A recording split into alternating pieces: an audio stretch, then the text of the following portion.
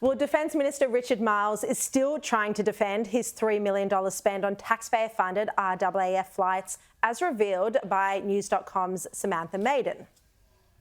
Can the Minister confirm whether he has taken his golf clubs with him on any Defence VIP special purpose aircraft flights, and if so, on how many flights? It is, Mr Speaker, just a little revealing of what hurts them the most about the fact that they are now in opposition. The special purpose aircraft are an important capability which facilitates government travel. We use it appropriately. Those opposite know it. Their attempt to politicise it is pathetic, but worse, it reeks of hypocrisy.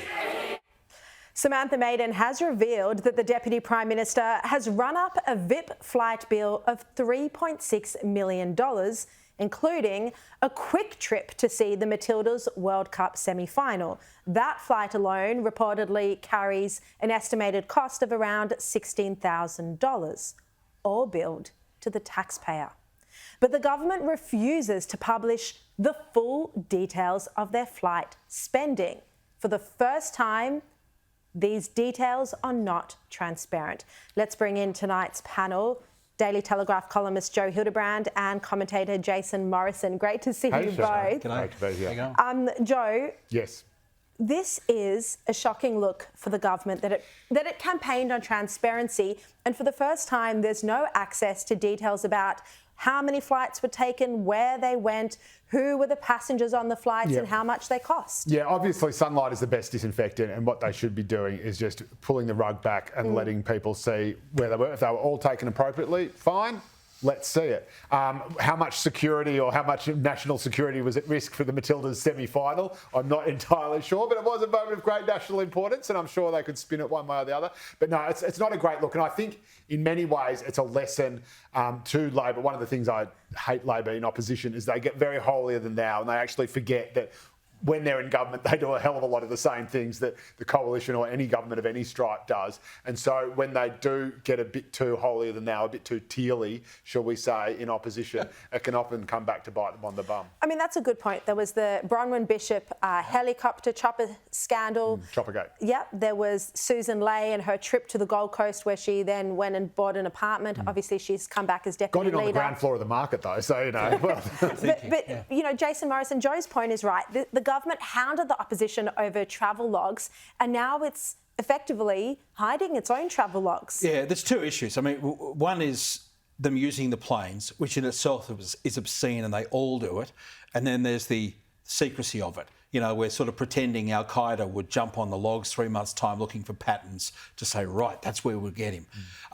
But the use of the planes is a farce, and this went on all through the coalition and the previous Labor government and the one before that. It just is the game. They all pretend there's an event that's related to their public duties in Sydney on the night of the Matildas event or on the day after, and had to be there.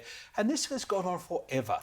And, you know, I remember being at the airport one time and seeing Maurice Payne boarding a commercial flight, and she was flying to what I knew at the time to be a very important event, and I was a bit in disbelief. What, you're going to a major diplomatic event for Australia, slumming it in business class, Exactly. You're not even in the chairman's lounge.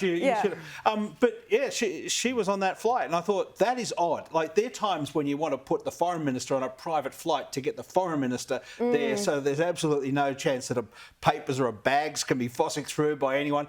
But no, she's on the standard flight. And this bloke is catching up with mates at a footy game and thinks that, even this morning on Carl's show, he was pretending. The allegation is that he went from a party function, the Labor's National Conference, to see the Matildas and back. Joe, I mean, these are genuine Bronwyn questions. Bishop was choppering to a party function as well. Always going to a party function.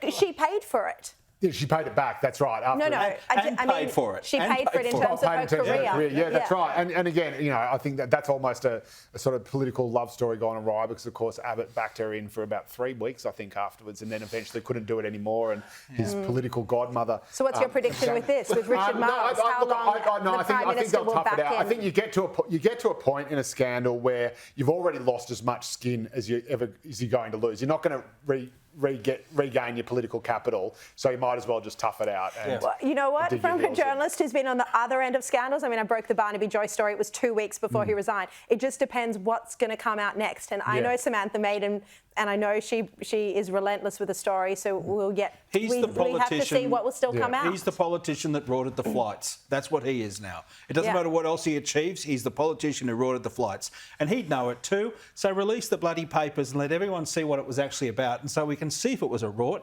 and if it was, own it. Yeah. And pay it back.